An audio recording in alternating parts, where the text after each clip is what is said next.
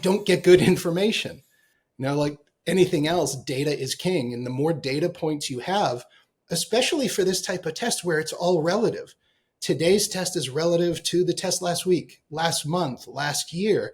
And you look at those in a whole set to understand where the patient's progression of disease is going, or if they've stabilized, because that directly informs the doctor's ability to say, hey, we may need to add a new drug, or you're great, keep going, or even worse, we've not been able to stabilize what's happening to you. It's time for more aggressive intervention, and that may be a surgery or a laser procedure. So getting this data on a regular basis has been extremely hard. Now, you take the patient out of it for a minute.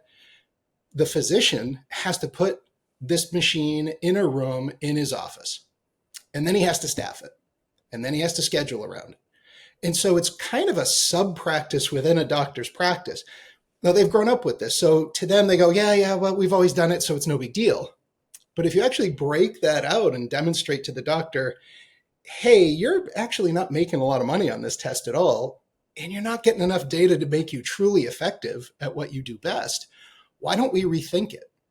And so that was the basis of PeripherX. If the doctor could get patients in more often to guarantee that data, because right now they do it about twice a year, and that's just not enough. There was a paper in ophthalmology back in 2017 that showed if you had these patients do this test weekly, even if they failed to do it, they were only 63% compliant. I mean, essentially, they miss every other test.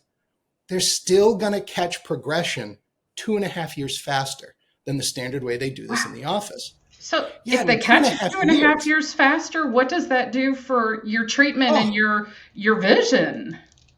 Well, think about this. The patient has no idea those changes are happening, by the way, because their peripheral vision starts to come down and compress, but it doesn't happen at a rate that they really notice it.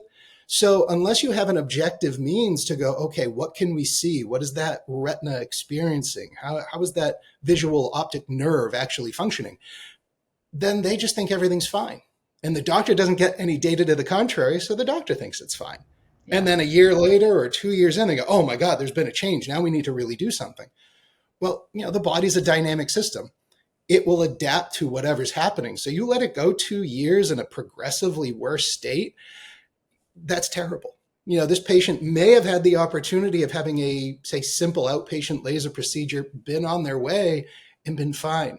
But now because there's so much progression that they didn't see and couldn't experience, now they have to do something either more drastic, or they have to explain to the patient, sorry we didn't catch this sooner, but there's nothing we can do to restore it.